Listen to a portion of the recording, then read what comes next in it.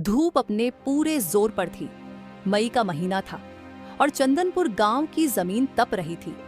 चारों तरफ खेत सूखे पड़े थे। कुएं का पानी भी मानो थक हार कर नीचे उतर गया था। ऐसे समय में भी एक व्यक्ति अपने खेत की मेड़ पर बैठा सूनी आंखों से सामने फैली जमीन को देख रहा था। वो था भोला।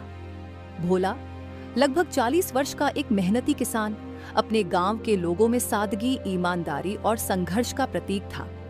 न ज्यादा पढ़ा लिखा, न कोई शहरी समझ, लेकिन जमीन से जुड़ा ऐसा इंसान जो मिट्टी की भाषा को भी समझ लेता था। सरला, लगता है इस बार भी बारिश देर से आएगी। देखो ना, मिट्टी जैसे फट रही है। बैलों की जोड़ी को भी पानी के बिना खेत में उतारना मुश्किल हो गया है। भगवान पर भरोसा रखो भोला, हम मेहनत तो कर ही रहे हैं, कभी तो भाग्य बदलेगा। चंदनपुर कोई बड़ा गांव नहीं था, लेकिन वहां के लोग मेहनती थे। पर साल दर साल आती प्राकृतिक आपदाओं, कभी सूखा, कभी बाढ़, कभी ओलावृष्टि ने किसानों को अंदर तक तोड़ दिया था। गांव में न तो अच्छी सिंचाई व्यवस्था थी, न रोजगार के खास साधन। सरकारी योजनाएं भी फाइलों तक सीमित थीं।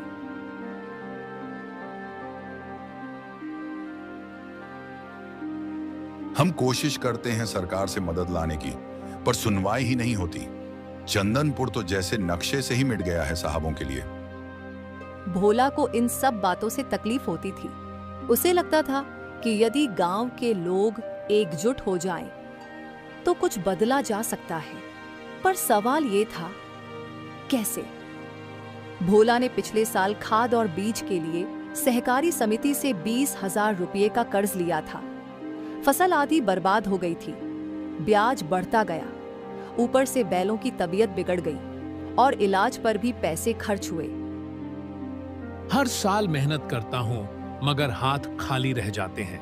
बच्चों की पढ़ाई, घर का खर्चा, कर्ज, सब कुछ बोझ बन गया है।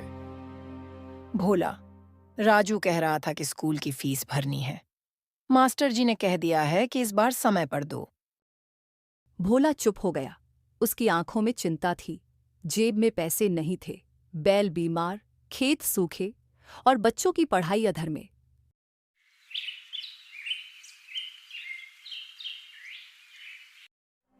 नीरज किसानों को समझा रहा था कि किस तरह ड्रिप सिंचाई, जैविक खेती और सरकारी योजनाओं का लाभ उठाकर वे कम जमीन में भी मुनाफा कमा सकते हैं। भाइयों, अगर हम पुरानी पद्धति से ही सोचते रहेंगे तो हम बदलाव नहीं ला पाएंगे।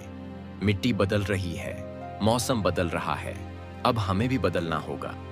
भोला ने पहली बार किसी से ऐसा सुना था। वो मंत्र मुग्ध हो गया। भैया, क्या हम जैसे छोटे किसान भी ये सब कर सकते हैं? क्यों नहीं? बदलाव की शुरुआत सोच से होती है। जरूरत है सही मार्गदर्शन और हिम्मत की। नया बीज, पुरानी मिट्टी। भोला के मन में पहली बार कुछ नया करने का विचार अंकुरित हुआ। उसने तय किया कि इस बार वह कुछ अलग करेगा, मगर कैसे? पैसों की तंगी, संसाधनों की कमी और पुराना सोच, ये सब दीवारें थीं।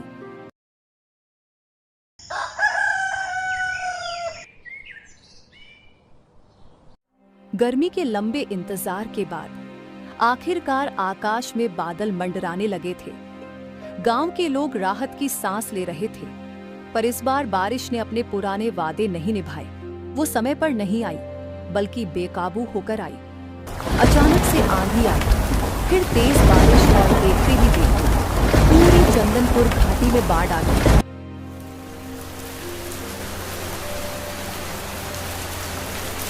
3 दिन की लगातार बारिश के बाद भोला का खेत तालाब बन गया था। उसकी मेहनत, बीज, खाद सब पानी में बह गए। मेड़ें टूट चुकी थी और खेत की मिट्टी भी बह चुकी थी। हे भगवान, ये क्या कर दिया? सब कुछ बर्बाद हो गया। अब बच्चों का क्या होगा? राजू और गुड़िया खिड़की से बाहर पानी से लबालब आंगन को देख रहे थे। उनकी माँ सरला घड़े में बचा खुचा सूखा आटा संभाल कर रख रही थी।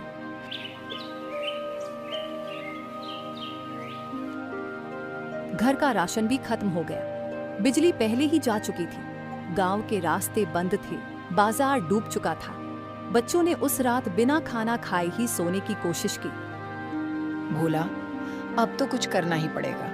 बच्चों को ऐसे भूखा नहीं सुला सकते। मैं कल सुबह निकलूंगा, चाहे जैसे भी हो, कुछ इंतजाम करता हूँ। गांव के स्कूल को अस्थायी राहत केंद्र में बदला गया था। वहां एनजीओ के लोग और कुछ सरकारी अफसर पहुंचे थे। भोला जैसे कई किसान वहां पहुंचे, भूखे थके लेकिन उम्मीद लेकर। आप लोग चिंता ना करें, हर परिवार को सूखा राशन, पीने का पानी और बच्चों के लिए दवाई उपलब्ध कराई जाएगी। भोला ने वहां जाकर न केवल अपने परिवार के लिए राशन लिया, बल्कि गांव के दूसरे बुजुर्गों और बीमारों के लिए भी मदद की। गांव के युवक एक साथ होकर राहत बांटने में जुट गए। अगर हम सब मिलकर काम करें तो ये संकट भी निकल जाएगा। अकेले नहीं, हम सब साथ हैं।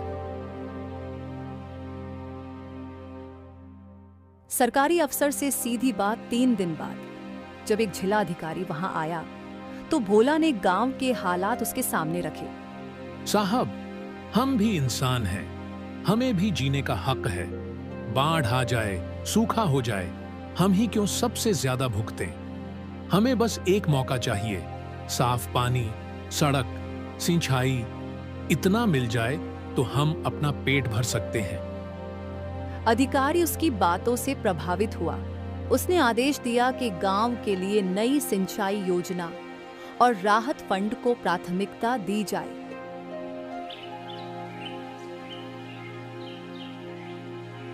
बाढ़ के जाने के बाद खेत फिर से उजड़ गया था, लेकिन भोला का हौसला पहले से मजबूत हो गया था। भोला ने तय किया कि इस बार वो जैविक खेती अपनाएगा। अपने खेत की मिट्टी की जांच कराई और नीरज से प्रशिक्षण लिया।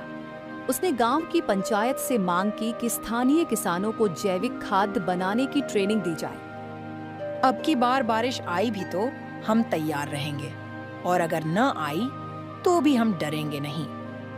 भोला ने खेत में फिर से बीज बोए। मिट्टी अब भी गीली थी, पर उसमें उम्मीद की खुशबू घुल चुकी थी।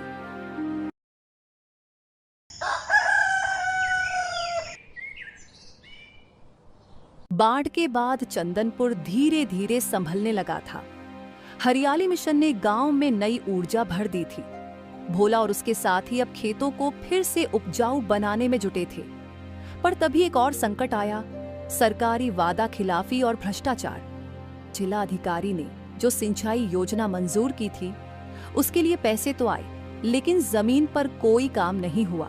गांव के लोगों ने जब देखा कि नहर की खुदाई रुकी पड़ी है, मशीनें गायब हैं, तो उन्हें शक हुआ। नीरज, ये काम रुका क्यों है? नहर का पानी तो आना चाहिए था इस महीने तक। भोला भैया, अफसर कह रहा है कि फंड खत्म हो गया, लेकिन असली बात यह है कि आधा पैसा बीच में ही खा लिया गया है। भोला ने गांव की पंचायत से सवाल किया, पर सरपंच और लेखपाल चुप थे। सबकी मिली भगत साफ दिख रही थी। हमने अपनी उम्मीदें इस योजना से बांधी थी और तुम लोगों ने हमें धोखा दिया है। भला, ज्यादा उछलने की जरूरत नहीं। सरकार की बातें समझने के लिए पढ़ा लिखा होना चाहिए। अगर पढ़ा लिखा होना जरूरी है तो मैं पढ़ूंगा, लेकिन अन्याय सहना छोड़ दूंगा। भोला ने गांव में एक जनसभा बुलाई। हर किसान, महिला, युवा उसमें शामिल हुआ। अगर हमारी मेहनत से ही देश चलता है तो हमें अपने हक के लिए आवाज भी उठानी पड़ेगी। हम शांतिपूर्ण धरना देंगे। लोगों ने खेतों का काम रोक दिया। 3 दिन धरना चला। प्रशासन ने शुरू में इसे नजरअंदाज किया। फिर एक अधिकारी आया।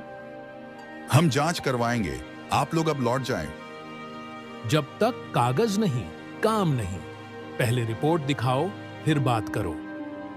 भोला ने आरटीआई, सूचना का अधिकार, फॉर्म भरा। नीरज की मदद से उसने दिल्ली तक मेल भेजे। कई पत्रकारों ने चंदनपुर के संघर्ष को कवर किया। 2 हफ्तों के भीतर सरकार को झुकना पड़ा। जिला अधिकारी हटाया गया। नई टीम आई और काम फिर से शुरू हुआ। भोला भैया, अब तो आप आंदोलनकारी भी बन गए। मैं बस किसान हूं। अगर लड़ाई से खेत सींचे जा सकते हैं तो मैं लड़ूंगा। अब चंदनपुर के लोग हर सरकारी योजना की जानकारी लेते, दस्तावेज पढ़ते, सवाल पूछते।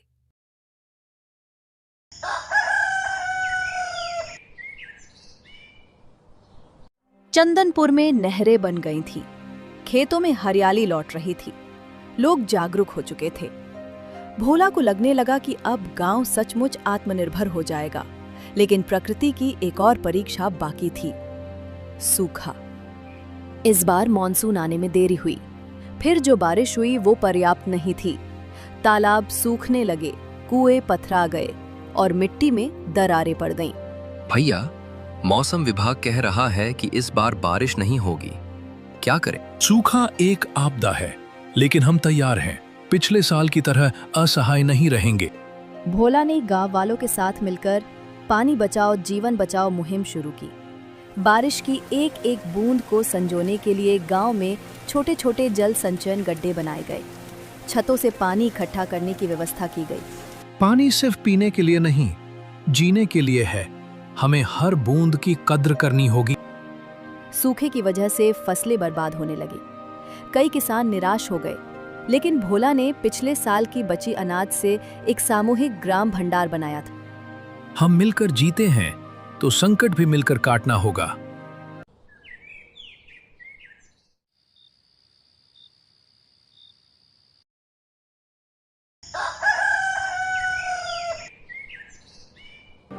आप जैसे लोगों को देखकर लगता है कि गांव ही भारत का असली भविष्य है। हम किसान हैं साहब, अगर मिट्टी से रिश्ता बना रहे तो कोई तूफान हमें उखाड़ नहीं सकता। गांव वालों ने सीखा कि हर बार सरकार की मदद से नहीं, अपनी सोच से, आपसी सहयोग से और संघर्ष से संकट को मात दी जा सकती। भैया, इस बार हमने पहले से ज्यादा सीखा है और गांव की एकता ने हमारी जान बचाई। हर साल नई चुनौती आएगी, लेकिन हर बार चंदनपुर जीत जाएगा।